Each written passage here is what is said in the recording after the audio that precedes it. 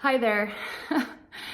Welcome to part one of me sharing my lifetime experiences, other lifetime experiences that I've been able to access.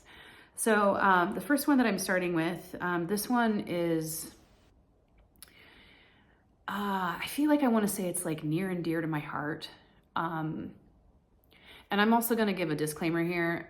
I might have emotion come up as I share, maybe not just this one, but other ones, because that's part of the beauty of these experiences. Is it's something that you get to feel. It is this ultimate human experience in one lifetime, with all the lifetimes that one soul is experiencing. Yet, in the reality of this particular lifetime. So the very first one, I'll give a little background. This was a couple months ago. I've been divorced for a little over a year now. And, you know, in the years after a divorce, it's almost kind of like whoever you were when you got married, you kind of come back to that version of yourself a little bit. At least for me, I'll speak for myself, my experience of my own journey. So I was 24 years old when I got married. And, so there was a lot of things that, that I didn't fully learn as an adult all the way, because there were just things that I didn't really learn, and then I didn't really care. And then I married someone that like, they were great at that. And so like they took it, you know, and I feel like that's really natural in marriages. One of those things was like money. Okay. So I've been learning about money as a 42-year-old, just really basic things. And it's fine. It is what it is. But one of the things that I discovered, so this was in September. So I had what really kicked this off was the Master Cleanse. So it's also known as the lemonade diet. And you basically don't eat for, what's recommended is 10 days. And I'd done it a couple times before and had incredible results. So I already kind of knew how my body was going to respond. It has a very opposite effect for me than like what some people might think. Like it energizes me. When I first started doing the Master Cleanse, I was working out at CrossFit at the time, and I was doing like 2 days. Hadn't eaten in like 16 days. I mean, it was wild. The sleep is next level. I will do a separate video on utilizing the Master Cleanse with your healing journey. But that's really what kicked this off for me. So I had done that in September, and I basically, what it did is it's the same concept as fasting. Like in the Bible, you know, when you fast, like you're removing the fleshly needs and desires. When you take like the human needs, like when you remove them from your journey, like eating, I don't know, it's almost like this energetic cleansing, or like setting apart, or room or space or whatever, for like the spiritual aspect and like soul work and that kind of thing to really happen and take place. Now, and all the other times I'd done the Master Cleanse before, I'd never experienced this before, but I'm much more evolved of a soul since those days. So, and one of the things that had come up for me during this time was my 16-year-old version of myself returned. And I will spare the details of all the stories, but it was very apparent that she was here. And I even got confirmation from this. I was sitting at a location here, having coffee, talking to a friend on the phone in the morning, and all of a sudden I hear this really loud crash. It's like a park here in town. And I hear this really loud crash, and I look over and I see this truck hit a boulder. The speed limit here is about 25 miles an hour, okay? Hit a boulder, fly through the air, hit another boulder, tires flying through the air, okay? And I'm talking to my friend, and I was like, oh my God, I have to go. Get off the phone, I run over there, and I see that the girl who's driving is young right away. And so she gets out of the car, I grab her, I bring her over to a rock, I'm looking at her, I'm like, are you okay? I mean, all the airbags went off. I mean, this truck was destroyed. And she was in shock. And one of the things that she was saying right when coming out of the truck was, why didn't I stop? Why didn't I stop? And so I stared down on a rock and I said, okay, what's your name? And then I asked her how old she is. She says she's 16. And immediately when she said she was 16, I was suddenly choking back tears and like shaking. It was all of a sudden out of nowhere. And so in my mind, I'm like, okay, Cami, clearly something is coming up for you. Let's put a pin in that. Like, you need to like show up for this girl here. And so I was like recalibrating myself immediately in that moment. I mean, the choking back of tears was just like next level. And in that time, like the only thing that I could make sense of was I had a 16-year-old daughter at that time. I mean, I still have, she's 17 now, but she was 16 at that time. And so like, I thought that there was something that was really hitting me as a mom, thinking like, oh my God, like I have a 16-year-old daughter kind of thing. So what I realized later was, and I already had an idea that it was my 16-year-old that was kind of showing up in various places in my life. And that was confirmation for me. So a couple of the things that I discovered just from that was, I'd been recently dropped from my insurance company. You guys, this is so vulnerable and honest. I'd been recently dropped from my insurance company because, well, it was a couple different things, but it was the speeding tickets that just really threw that system off. Like that automated system was like, bye. And I learned so much about car insurance in that process. Don't regret any of it because I learned so much. I learned things about car insurance that I think the average person doesn't know. And I also established my beliefs about it, which was not necessarily my beliefs, but like how I look at the whole concept of insurance and what my goals are based off of that. What do I want to experience as far as this is concerned? And that's a totally separate topic. But so I had gotten dropped from my car insurance, and the only car insurance that would take me, it was like $980 a month or something like that. $980 a month. And the other car insurance company I was coming from, 2 cars, full coverage, $230. And now all of a sudden it's almost $1,000. And one of those cars I didn't even put full coverage on. So this is debilitating for me. Okay. I had also, let's see, what else in my 16-year-old? She had shown up in an investment deal that I had done that at the time was not looking good. So what was coming forward was I realized that I had this 16-year-old version of myself that had kind of been running my life since she was 16. And it was rebellion. It was the feeling alive when pushing the limit, even going outside of the limit. And I also bought a fast car after I got divorced and I like to drive fast. I just like to drive. This whole experience literally cured me from speeding. Like I can't even do it anymore. It's almost like I naturally know what the speed limit is and I'm driving it now. Like I literally have been, I don't like using the word cured because there was nothing wrong with me. It was just like, but I literally can't speed anymore. And if you knew me, you would know, like, that's been kind of one of my things. Like, I like to drive fast. And now I'm just like, why did I need to drive fast? Like, where was I trying to get, So, lots of financial stuff going on. The speeding ticket thing, the car insurance. And I'm in this space of being, a single mom in my 40s, reestablishing myself with things like car insurance, money, investments, paying bills, all of that stuff. Because before, my husband had done all of those things. So I'm finding my way in all of this. And this is how I learn. I learn by doing. And so I flew out to Oregon, where my kids are. And then I had my other car there and my dog. And so I'm driving back to Colorado. And I actually was facilitating a client like through trauma. It was a past like trauma on her timeline, on video and WhatsApp as I'm driving, facilitating her through this process. And I saw that I went from Colorado into Utah, but I didn't notice that the speed limit changed. Or sorry, from Utah into Colorado.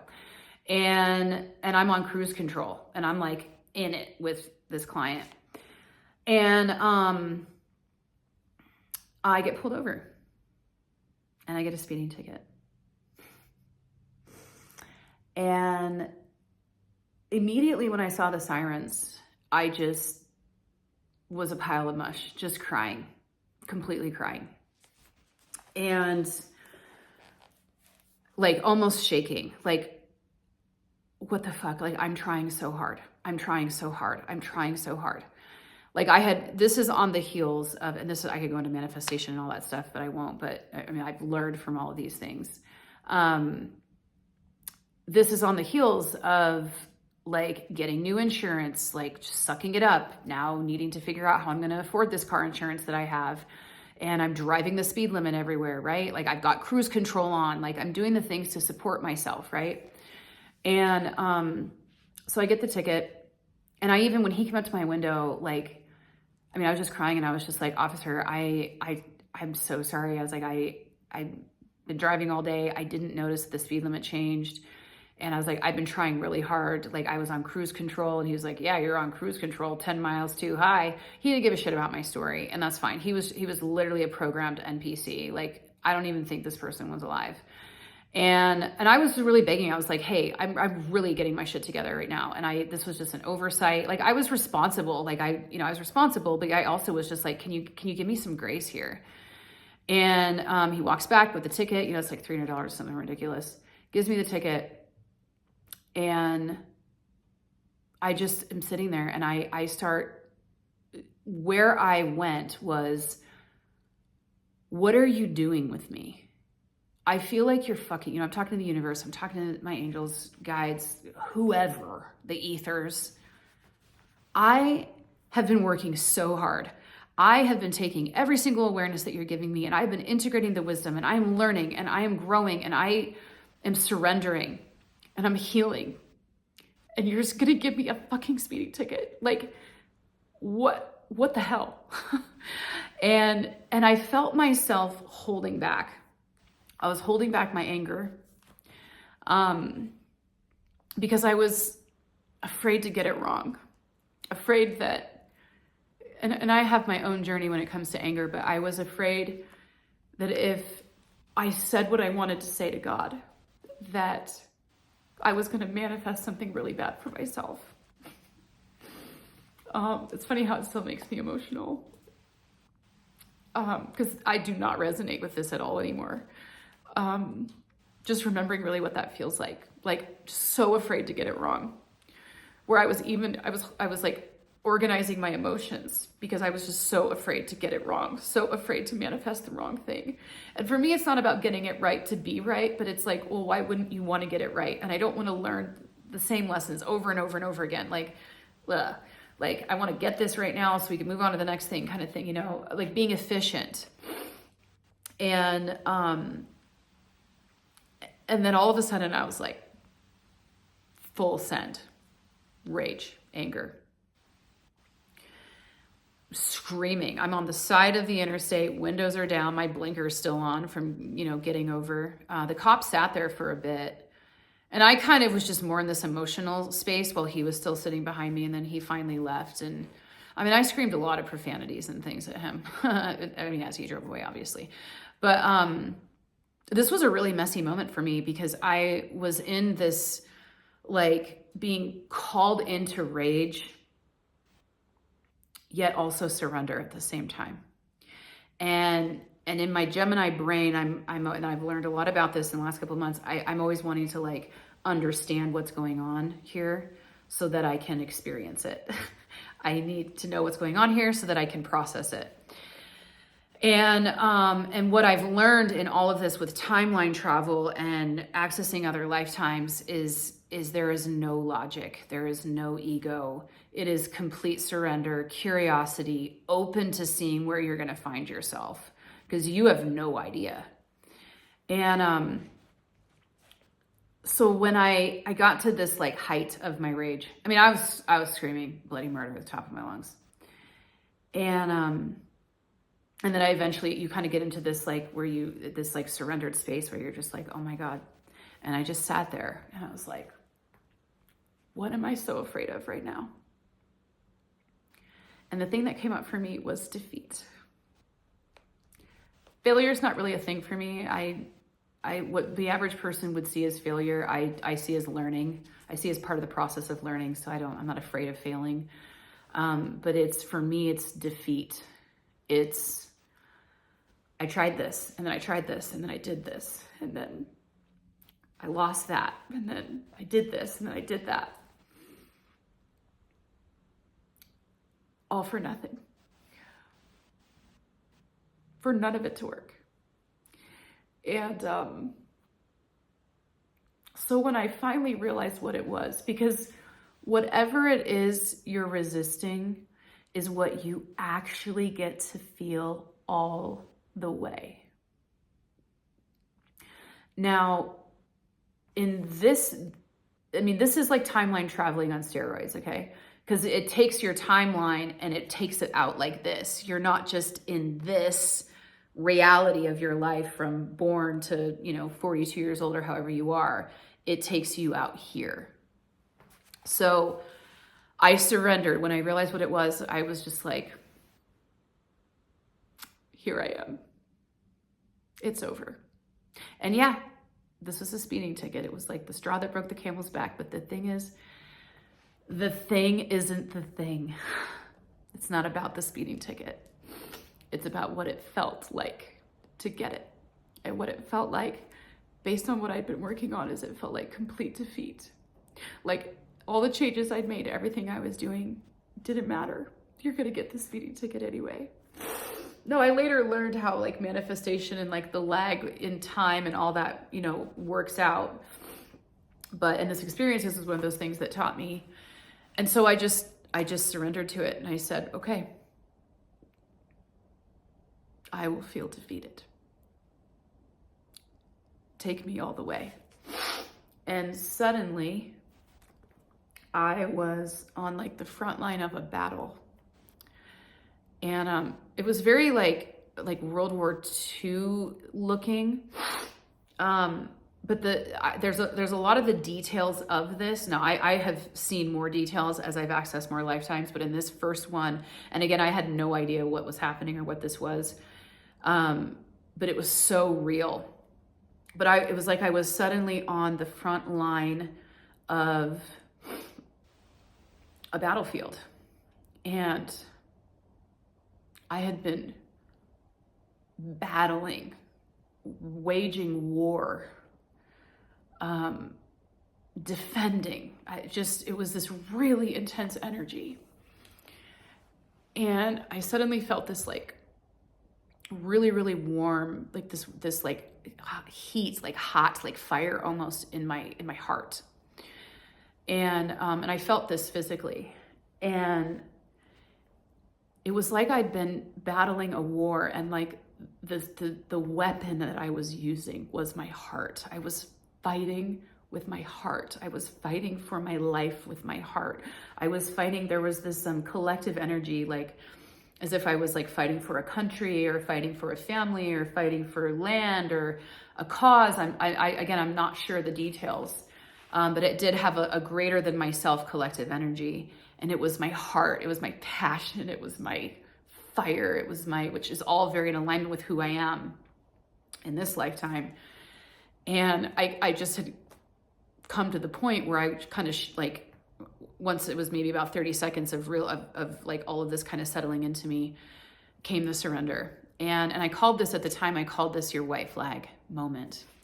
And what I realize now is I had accessed another lifetime where this was actually happening. And I surrendered. I dropped to my knees. I felt the feeling of that type of surrender. It's over. All of that for what feels like nothing, feeling completely defeated, and knowing what was going to come next. Waving the white flag. I dropped to my knees and I heard, I don't know what I can say on YouTube. I feel like there's some things you can say and some things you can't, but I heard like a, cock behind me, and I felt it against my head. And I felt the bliss of, this is it. This is it. I accepted it, and I surrendered to it. I had fought farther than I ever thought I would have ever fought for whatever this cause or whatever this was. And instead of this was the wisdom from it. Instead of feeling more of the quote negative aspects of defeat, like loss and all of that, I felt the feeling of it's over, it's done, it's complete, really intense. But then I also felt this like pride, and also this like it's not finished, like we'll do this again in another life in some other level, right? Like still unfinished business, and like the knowingness that it was unfinished and that this actually isn't the end. So and then right as I was like, it was almost like I wanted to brace for like the trigger to pull, but I was like also like, no, I'm surrendered to this, like I'm in this is happening. Right as it would have like gone off, it was like I just popped out of it. And then all of a sudden I was like in my car. And the whole time I was in my car and I'm conscious of my surroundings, and I'm on the side of an interstate, my dog's with me and he's just sitting in the back. And I just all of a sudden was like, oh my God. Okay. And I couldn't talk on the phone I talked with one friend, but I couldn't talk on the phone for the rest of my drive. I couldn't listen to music. I couldn't talk. Like I was just, it was this like downloading of the experience almost. Now in this particular experience, and I don't know if this is how it's going to be for every person's first experience, because again, I didn't know what was happening at that time. Now when I look back, I'm very clear what that was. So, but what I got to take with me from that personal experience was, so the number one thing that I was avoiding in this now current life was defeat. I was so afraid to surrender. I was so afraid to feel defeated. I was so afraid to know that I have done literally everything to the ends of myself just to find out that I suck and that it was worthless and not creating anything that I was trying to create, right? Pointless. And I allowed myself to feel that feeling. And so by allowing myself to feel that feeling, it completely diffused it. And the power of accessing that other lifetime is I got to feel the defeat, and I got to feel what defeat actually feels like.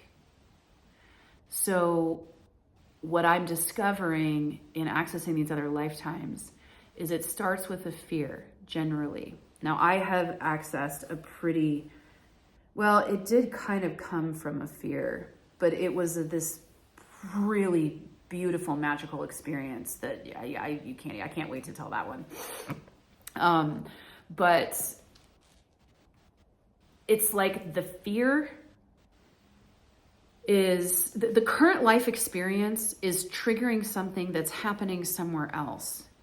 And so there's something about it that feels the same, which is why the fear is coming up. This also happens on your current timeline too. And so the fear is coming up, and it's like the fear is begging to be felt in order to disappear.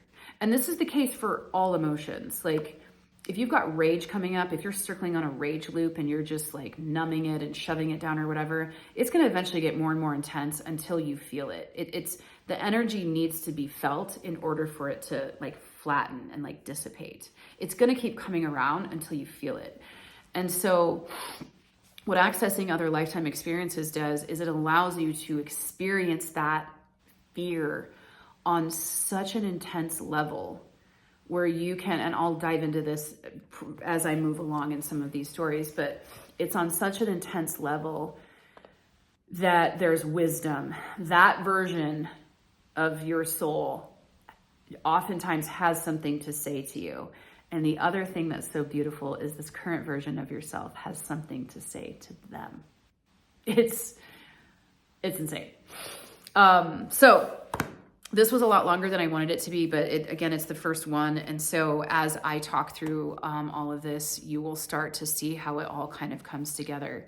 I am looking forward to hearing about your first experiences. Some of you maybe have already had your own other lifetime experiences. and are just have been like looking for your soul tribe that also have experienced the same thing. I am the only one in my life, personal life, that I'm aware of that has these experiences. And yeah, it's really, really powerful to be able to experience that fear that's running in your life anyways, to experience it on such an intense and deep levels that you can extract. Well, number one, you diffuse it powerfully. Like, it's like you become this Marvel character. You're like unstoppable. You're like, well, not afraid of defeat anymore. I literally can't be defeated because I am not afraid of it anymore. I got to feel it all the fucking way in such an intense level that it's like, I've already completed that. I've already experienced that. I don't need to do that in this life, right? So if I wouldn't have accessed that and committed to experiencing that all the way, it was going to keep running in my life right now. And what happens when you have an energy running, a story running, a belief running, you're manifesting it over and over and over and over again. And so the fear of defeat, I am going to continue to manifest things in my life that are going to make me feel defeated. But I am afraid of feeling defeated, and so I'm not going to feel it, right? But it's the fear that's generating all the experiences. So this is an incredible way to take whatever is going on in your life, right? This is all about you right now. It is not about your other lifetimes. It is about you right now, what's happening in your life right now, what doesn't feel good in your life right now, being so super present to when anything, is what I say to my clients. If anything feels sticky or off or I don't like that, check in. What's running? Something's running. So, all right, I'm going to move on to the next story. Thanks for listening.